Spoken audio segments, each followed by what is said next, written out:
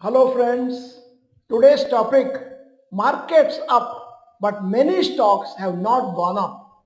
I am Dr. Bharath Chandra. Purpose of the video is financial education of society. Indian markets were struggling for some days due to the India-Pakistan conflict. However, after the ceasefire agreement was finalized, markets have been trading positive and has rallied by 3% in this week so far. Nifty 50 index is less than 6% below its lifetime high. However, a money control analysis shows some very interesting statistics. Status of stocks. Number 1, 20% below all-time high. Number of stocks 2077 and that is 82% of stocks. 2, 30% below all-time high. Number of stocks 1689 and 67% of the stocks. 3, 50% below all-time high. Number of stocks 547, that is 22% of the stock market. So you can see that most individual stocks have still not fully recovered in spite of the overall Nifty index being close to highs. These all-time highs of individual stocks were hit at different points since June 2024. The gap between current levels and lifetime highs highlights how uneven the market recovery has been. This means that the recent rally in the market has been powered by few stocks. They are mainly large cap stocks, especially major banks. Majority of the other stocks have still not rallied.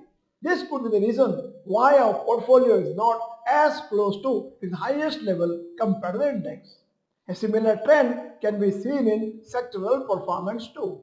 Around 25 out of 30 NSE indices, both sectoral and thematic, are trailing the Nifty and Sensex in their journey back to previous highs.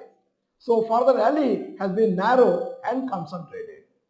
The reason many stocks, especially mid and small cap stocks, are still quite far from their lifetime highs is because the stock prices have rallied too high compared to what the fundamentals justify. So analysts believe that the weakness in such stocks is justified.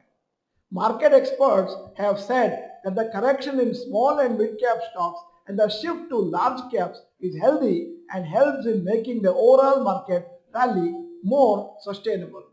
Banks have rallied mainly due to the liquidity added to the banking system taken by the RBI. FIIs have been net buyers mainly in large cap stocks in the last few weeks. Usually, when markets recover from a sustained downtrend, large cap rally first and then mid and small caps follow after some time. However, large caps rally till a particular level while mid and small caps usually rally more. When there is a downtrend, mid and small cap stocks fall first and fall for a longer time compared to large cap stocks. This would have been observed by investors who have good experience in markets.